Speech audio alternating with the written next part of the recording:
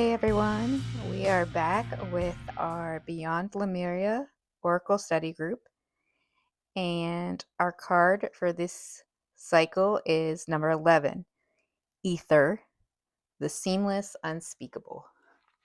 When I'm looking at this card, I see a lot of repeating patterns here, sacred geometry, concept of possibility, and then I also see the 4 dragons, which I understand dragons as either cosmic or in this case it could be elemental. So there's earth dragon, air dragon, water dragon, fire dragon. That's how I understand dragons, as sort of elemental, sort of multidimensional beings, but very much guardian spirits and protector spirits. I interact the most with water dragons and earth dragons, and I think that's a really good choice to use for the card Aether, because I've always understood Aether as to be a 5th element of source.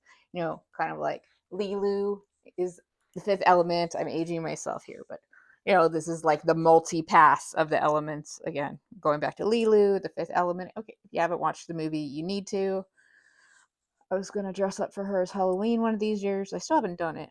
But anyway, so really Aether is all about the materials for the base of pure potential, creativity, manifestation. It is that 5th element that can pull all the other bits of matter together to create anything.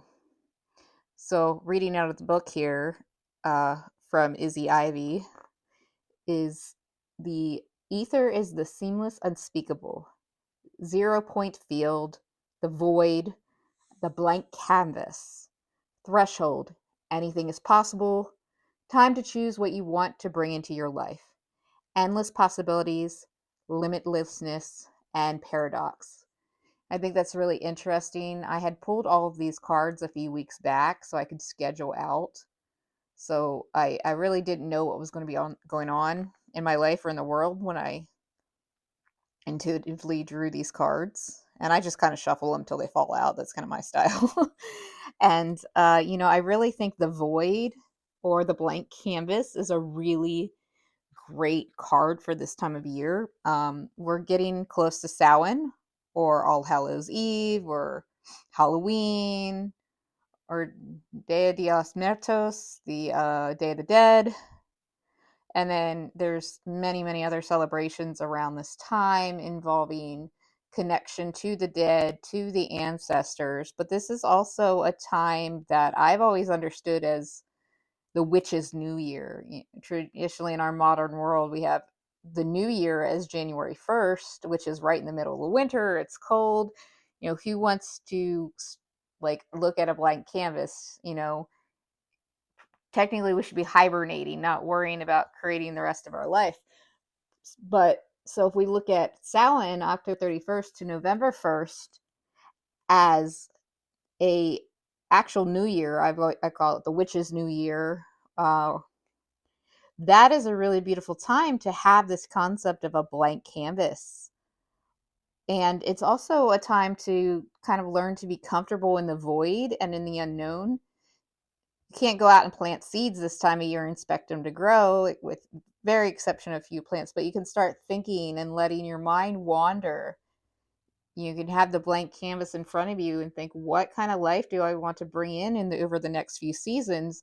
And then you go into winter and winter's rest in the December to January timeframe up until Imbolc, which is February 2nd, as a time of hibernation and rest and integration and generation.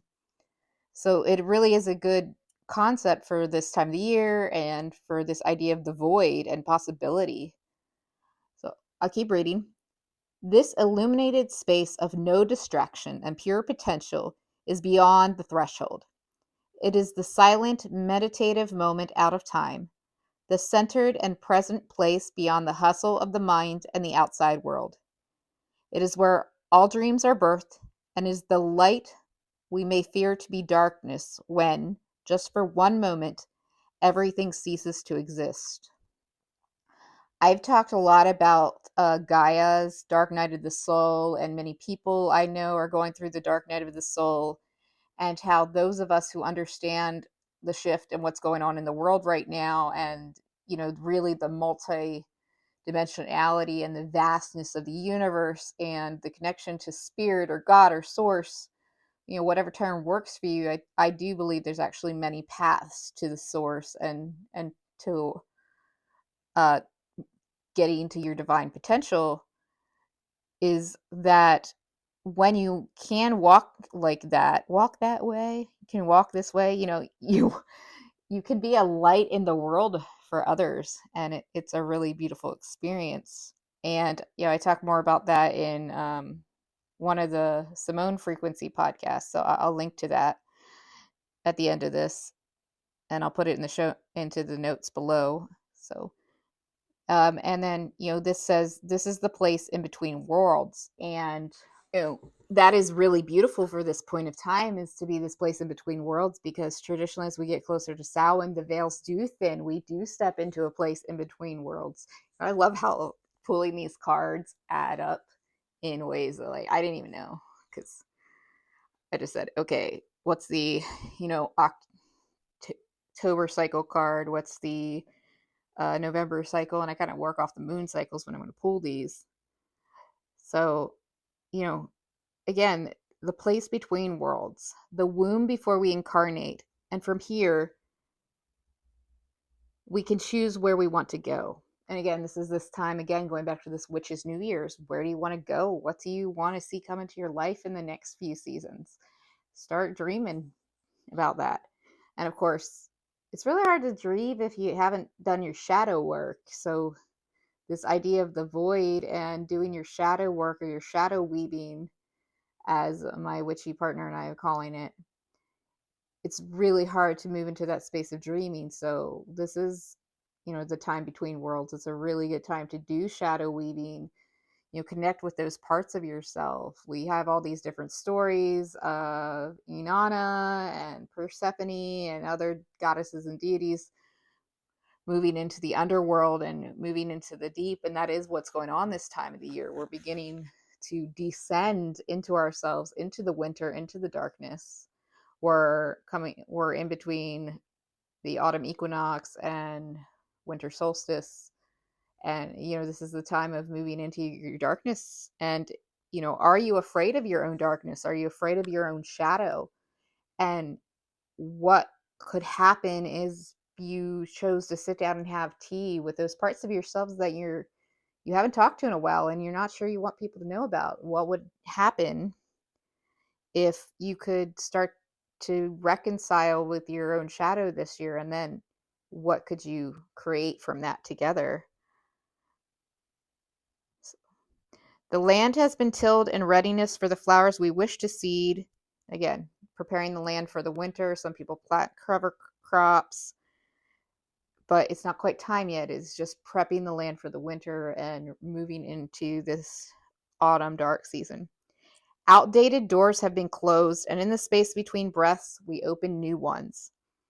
What may be perceived as the endless, black, nothingness, the void, another good word for it as she uses, is actually the illuminated internal, the core that all our fears, we realize, is only a short distance away from the white void at the center of creation and heaven. And it really goes into this idea of the yin and the yang, the masculine, the feminine, these merging of worlds, the underworld and heaven. They're really a very thin veil, closer than we really understand, and they have to work together.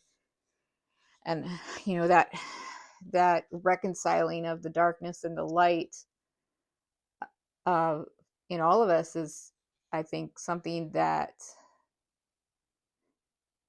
we're really being faced with right now. We're really being asked to reckon with and rumble with. So again, it's perfect. When we step through the darkness, we realize it is only a short distance away from the white void at the center of creation and heaven. Herein lies the feeling that we have been striving for our whole life to meet, and yet simultaneously and subconsciously running from.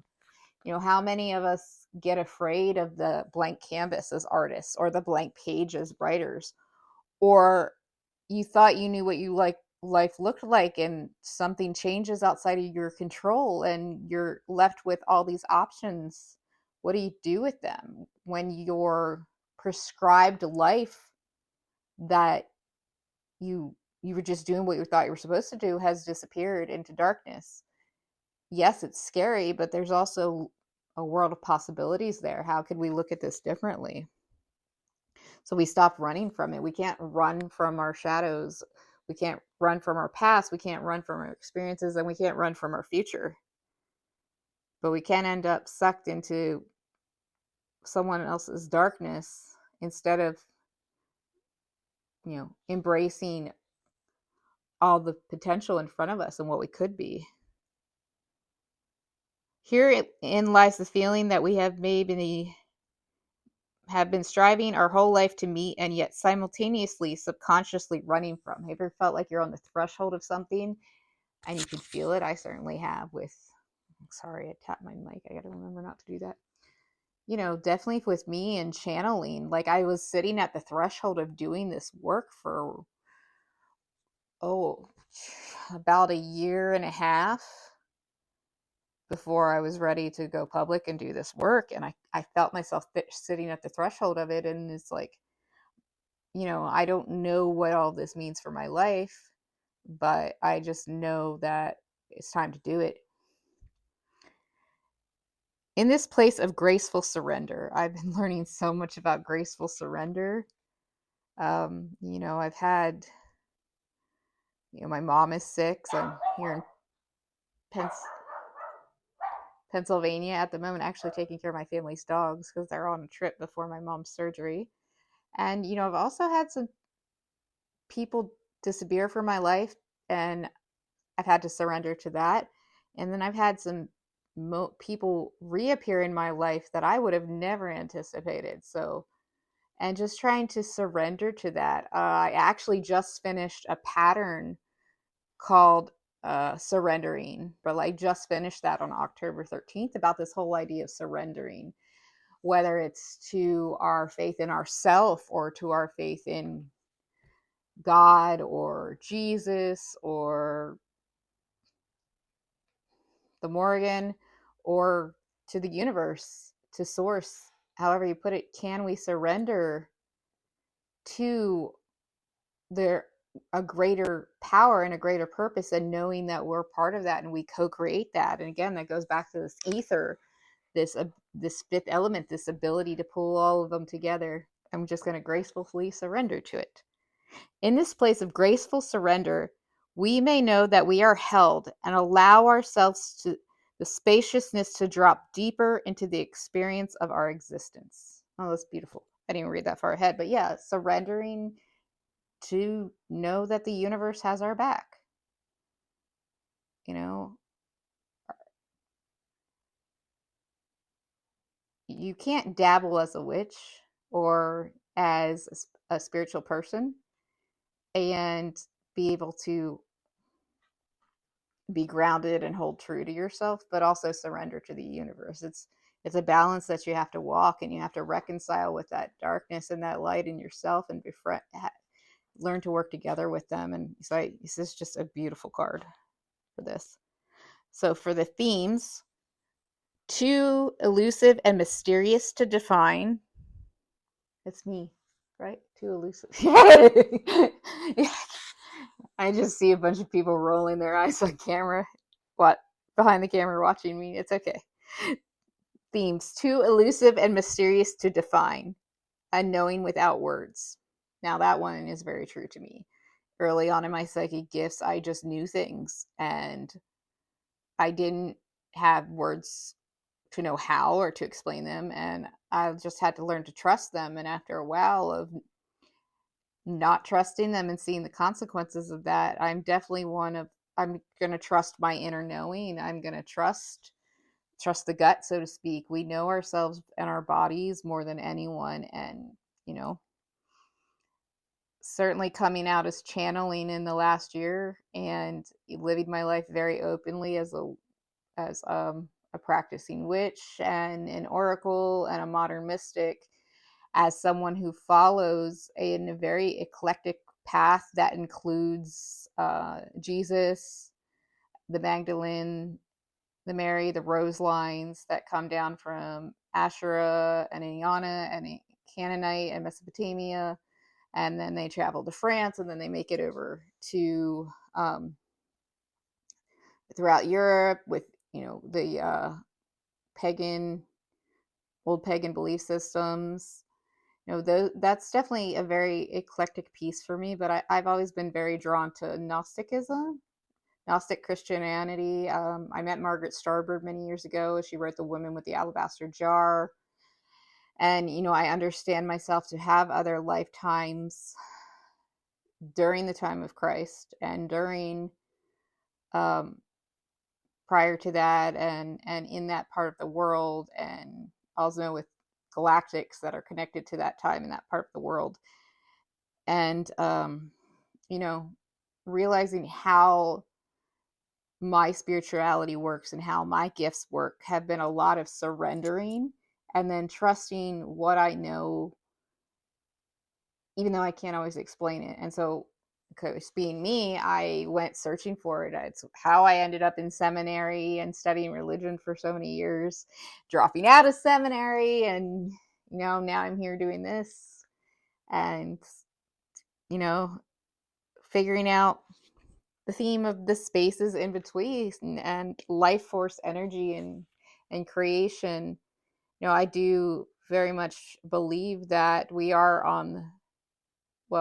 know, however you want to put it, know that we are on the cusp of this new earth shift that has been described in many ways and many names. And, there is a bit of darkness till we get through the light. I've talked about that a bit in some of my other recent recordings, the Simone Frequency bonus episode I put out. I don't wish to imply that it's all unicorn farts and glitter rainbows and things like that. Aether is not just about light. It is about darkness. It is about void. It is about our fears and being able to pull back the core and expose ourselves. And it's a very raw element, but there's so much power and creativity in it. So, yeah. Thanks for joining me for this edition of our Oracle card study, number 11, Aether, of the Beyond Lemuria guidebook by Izzy Ivy. Please follow, subscribe, and check out the Simone Frequency and my other videos, and we'll see you next time.